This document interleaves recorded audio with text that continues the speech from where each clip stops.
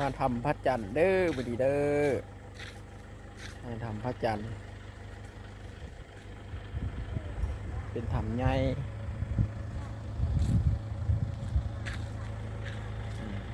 สวยสดงดงามที่แขวงคำม่วน